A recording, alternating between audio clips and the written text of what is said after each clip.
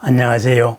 오늘 하루도 걸림없고 보람 가득한 행복한 하루가 되기를 축원합니다. 업이 어디에 저장되는가? 그렇다면은 나는 어디에 있는가? 옷을 입는 이 몸이라는 옷을 입는 나는 어디에 있는가? 이런 질문을 주신 분이 있습니다. 그런데 아주 중요한 질문입니다. 잠깐 읽어보겠습니다. 윤회의 주체로서의 나는 없고 업이 윤회할 뿐이다. 내가 한 생을 살아온 정보가 윤회한다. 그렇다면은 내가 만들어낸 이 정보는 어디에 의존하고 있다가 존재를 만나서 생명을 형성하는 것입니까? 허공 중에 있습니까? 허공 중에 남아 있습니까?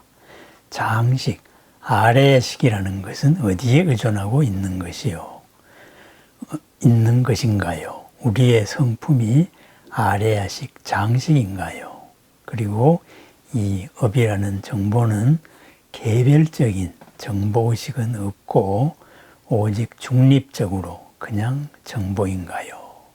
그리고 또한 나라는 것에 대해서 현생에 내가 선업을 짓고 악업을 짓는다 한들 그 선악업을 받을 다음 생의 주체는 정확히 누구라 특정할 수 없는 것인가요? 죽음으로써 색이 흩어지듯이 왜 이 정보는 흩어지지 않은 것일까요? 에고가 있다는 것은 무명 때문인가요? 아니면은 우리들의 업이란 정보는 늘 상주하는 것인가요? 에고란 정보를 불러오는 능력인가요? 이 우주에는 다음 생에 존재가 될 때에는 이런저런 정보 중에 비슷한 것을 끌어모아서 새로운 것을 만드는 것입니까? 그죠? 자석에 쇠가 달라붙듯이 비슷한 정보, 살았던 생에 선행을 좋아했던 자의 정보들이 서로 만나서 하나의 종제가 이루는 것인가요? 등등의 근본적인 질문을 주셨습니다. 이것이 질문이 여러 개가 많고 매우 핵심적이고 이것이 중요한 것이지만은 제가 다 답변할 수는 없고 몇 가지만 나누어서 답변합니다. 우리는 우리들의 생각 방식에 무엇이다, 우리가 생각하는, 인식하는 이러한 대로 특정지어서 생각하기를 좋아합니다. 예를 들어서 이 물건은 여기에 뒀다. 책은 도서관에 둔다. 어떤 책은 가열 3번째 칸에 있다. 뭐 이런 식으로 우리는 무엇이 어디에 가 있기를 원합니다. 그렇다면은 우리 몸이라는 것은 색수상 형식이죠. 그죠? 색, 몸이 있고, 느낌작용이 있고, 느낌작용을 비롯한 여러 정신작용이 있죠. 이것이 분리되어 있습니다. 이러한 것이 어디 있을까 해서 현재는 신경정보에 의해서 뇌에 저장이 된다. 이렇게 이야기합니다. 그렇습니다. 그렇다면 뇌에 저장된 것은 이렇게 흩어지면 없는 것인가? 이렇게 말하지요. 그것이 우리가 생각하는 존재론적인 방식입니다. 또한 우리는 안이비, 설신, 의 이런 6가지 감각기관이 있고 그 밑에 에고라는 제7식이 있고 그 밑에 장식이라는 거대한 창고가 있다고 말합니다. 제8 아라야식 장식이 있다 그러죠. 창고라 그래서 장식입니다. 모든 씨앗을 담그고 있다. 그런데 이 장식이 그러면은 윤회의 주체이냐 했을 때 겉으로 드러나는 윤회의 주체라고 말합니다. 그런데 이 아레아식조차도 바로 인연 화합에 의해서 만들어진 존재다. 이렇게 말하죠. 아레아식에 의존하여서 제7식이 생겼다. 이렇기 때문에 이 질문자의 말대로 도대체 이 장식이라는 것은 어디에 의존하고 있느냐 이런 문제가 생깁니다. 그래서 그렇다면은 우리의 가장 바탕이라는 아래야식도 이렇게 인연화합으로 만들어진 것이다. 이것은 무엇에 근거하고 있느냐? 이렇게 생각을 합니다. 그렇습니다. 어디에 근거하고 있을까요? 바로 나에 근거하고 있습니다. 그 나라는 것은 뭘까요? 바로 불성입니다. 부처님의 본성이고 그것은 부처님께서 대신 법신이기도 합니다. 그렇다면 그 법신은 어디에 있느냐 이거죠. 허공 중에 있을까요? 그렇습니다. 허공이라고 말할 수도 없습니다. 어디 특정된 데 있는 게 아니라 모든 곳에 있습니다. 나는 모든 곳에 있습니다. 그것이 정답입니다. 모든 곳에 있는 내가 모든 곳에 저장되어 있는 이 정보를 에고에 의해 가지고 불러와서 금생의 이 몸에 맞게 이 환경에 맞게 쓰고 있는 것이 현재의 나 자신이다. 나라고 생각하는 나다. 그랬습니다. 그래서 부처님께서는 이것은 이 몸으로 이루어져서 존재론적으로 보이는 나는 내가 아니다. 그랬습니다. 또한 이것이 관계를 이루고 있어가지고 이루어지는 사연들, 우리들의 업이죠. 이것도 내가 아니다. 나의 것이 아니다. 그랬습니다. 우리가 나라고 생각하는 수많은 사연들이나 수많은 지식들이나 수많은 생각의 근거들, 사실은 인연화합에 의해 가지고 다 만들어진 것입니다. 사람은 공부를 해야 사람 구실을 한다고 하잖아요. 그렇다면 공부를 한다는 게 뭐예요? 인연화합으로 만들어진 것을 배우는 겁니다. 내 것이 아니다. 그래서 그것이 이것은 나의 것이 아니다. 이렇게 말합니다. 그렇다면은 아트만이라는 어떤 나의 본질이 있을 것이다. 그 나의 불변하는 본질이 있어가지고 그것이 이제 나다. 이렇게 생각을 합니다. 그런데 그것이 아니다. 이겁니다. 그렇게 우리가 존재론적으로 생각하는 그런 나는 내가 아닙니다. 그런 나를 넘어가지고 있는 내가 있습니다. 우리가 흔히 말합니다.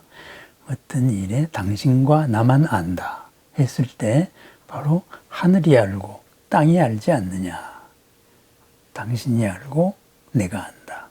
천지지지 아지 여지 이렇게 말합니다. 그렇습니다. 우리가 살아온 이 모든 업들, 이 업들이 저장되는 곳은 일시적으로 이 몸의 뇌에 저장이 되어서 이 몸의 메커니즘에 의해 가지고 움직입니다. 그래서 뇌의 일부 기능에 이상이 생기면은 우리는 전혀 다른 사람이 됩니다. 대표적으로 치매와 같은 경우가 되겠지요. 그렇지만은 치매라 한들 우리들의 모든 사연들은 살아 있습니다. 우선은 뇌에 있는 것 같습니다. 그렇지만은 이 뇌는 우리가 불러오는 아래야식에 저장된 것을 불러오는 도구에 불과합니다. 그렇다면은 이 업은 어디에 저장될까요? 온 법계에 다 저장이 됩니다. 그렇다면 온 법계가 허공이라는 말인가요? 그 허공이라는 말에 우리가 또 문제가 있습니다. 잘못 생각하고 있는 게 있습니다. 허공이 팽창한다. 지금 현대과학은 그렇게 말합니다. 도대체 텅 빈 아무것도 없는 것이 어떻게 늘어난단 말이냐. 그런데 현대의 물리학이나 우주론에서는 그렇게 이야기하고 있습니다. 점점 더 우주는 팽창하고 있다. 허공이 늘어나고 있는 것이지요.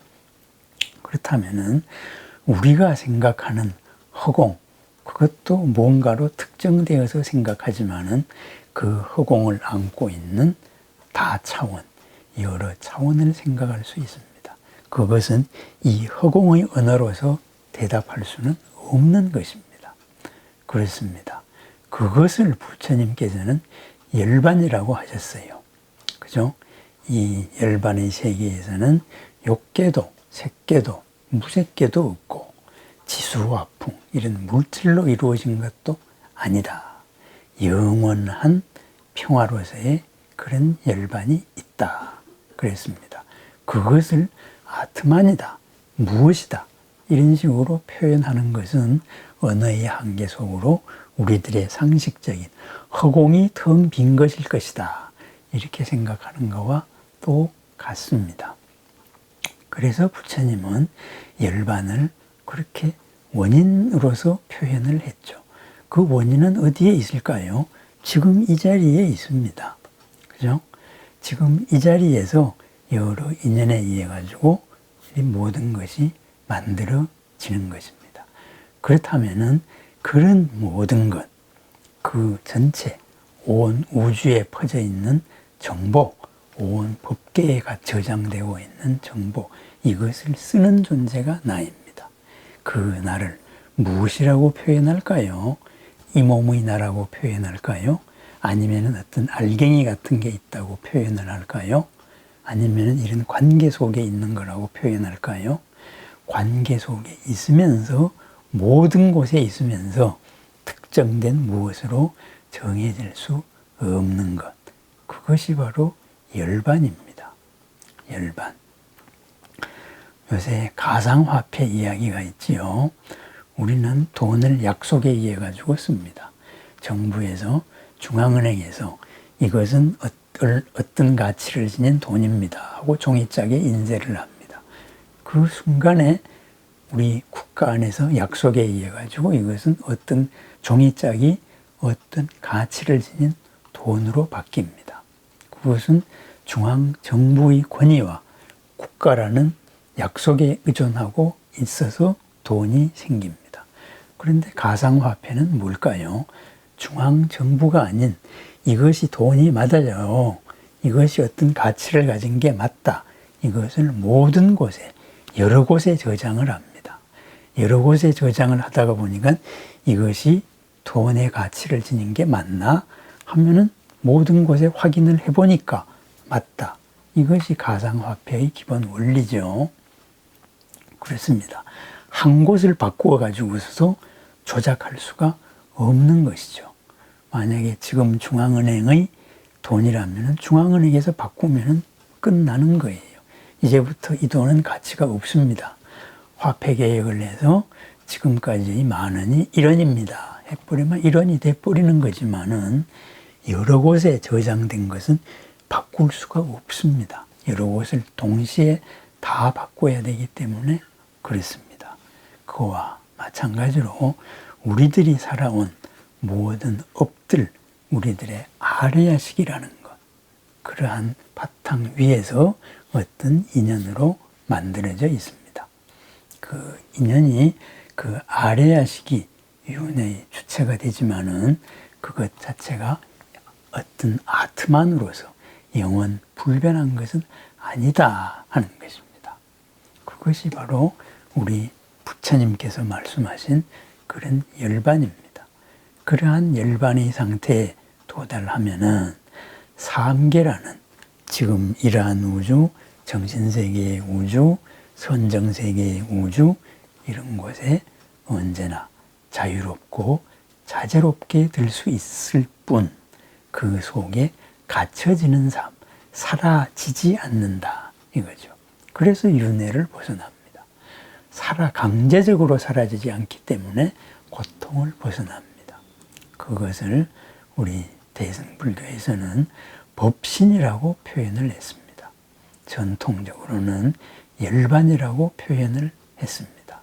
그 열반으로 살아가는 삶, 그것이 우리들의 삶입니다.